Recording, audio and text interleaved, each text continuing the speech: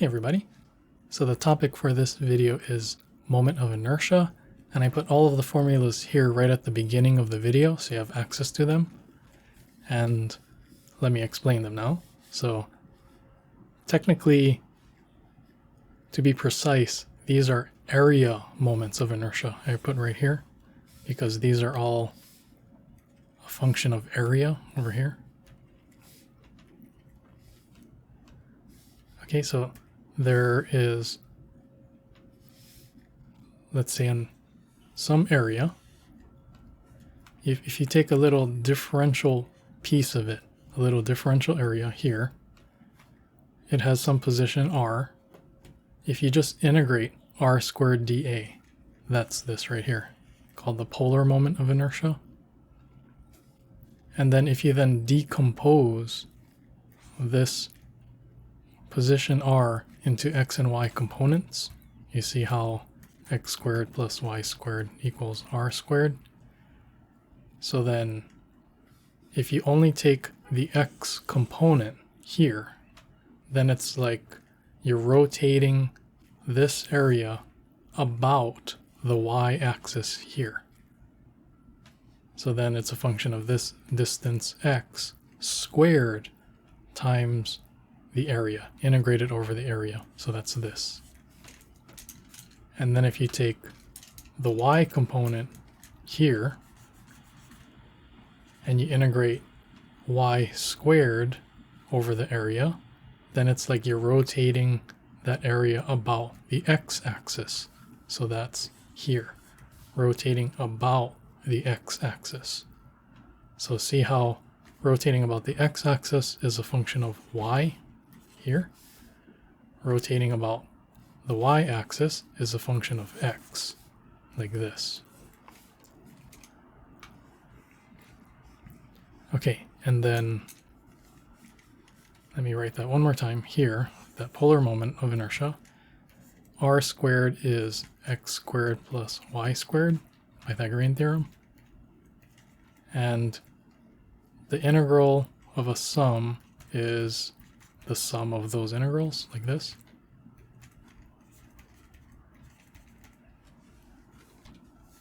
And you see how x squared dA is Iy. Y squared dA is Ix.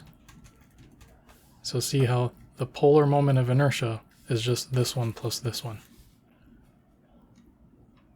Okay, and then there's an alternative method to write these moments of inertia according to what's called the radius of gyration here. So in the x direction, this radius of gyration, this radius of gyration here. And then again, since the polar moment is Ix plus Iy, and Ix is right here, kx squared times area. Iy right here is ky squared times area.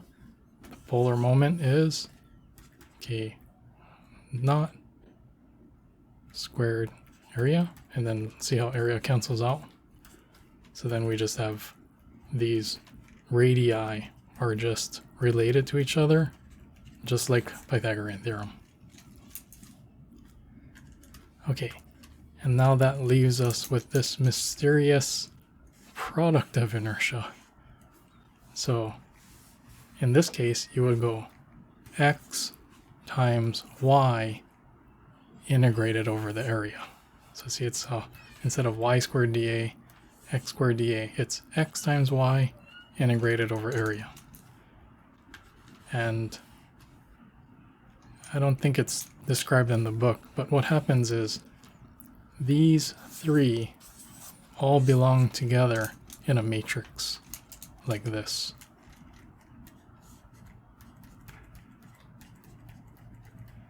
This should be Iyx, but it turns out that this is the same as this, the diagonal terms.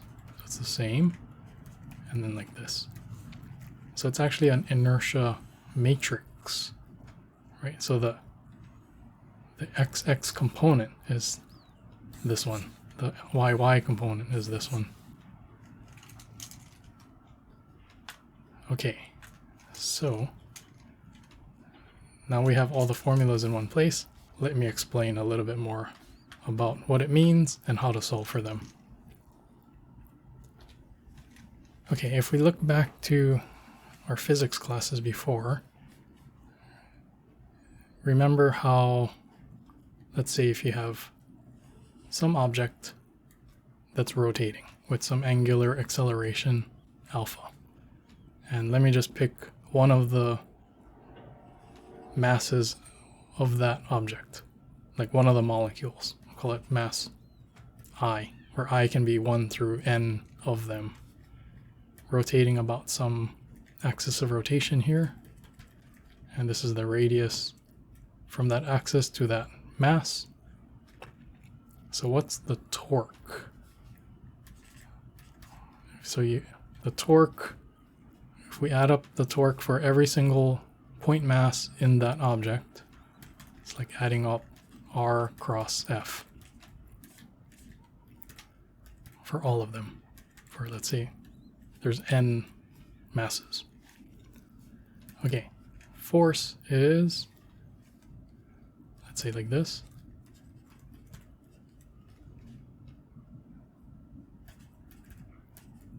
Force you can just express as mass times acceleration. And we know that if you decompose this force into, parallel to that R, perpendicular, the parallel component doesn't provide any torque, only the perpendicular one, right? So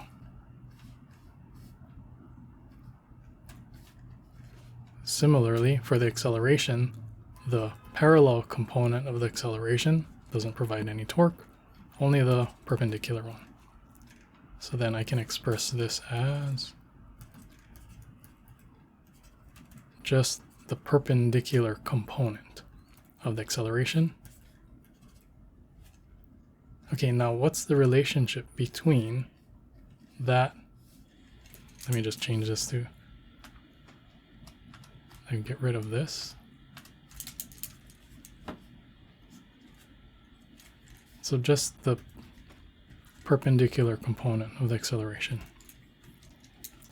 What's the relationship between this acceleration and this angular acceleration? That perpendicular component happens to be tangential to the path, which is R alpha. The other component, this one that I crossed out earlier, that's normal to the path, which happens to be centripetal. So that's like v squared over r. That sounds familiar. So it's only this tangential component providing torque. So I can substitute this here. So r alpha. I got 2 of these, so r squared.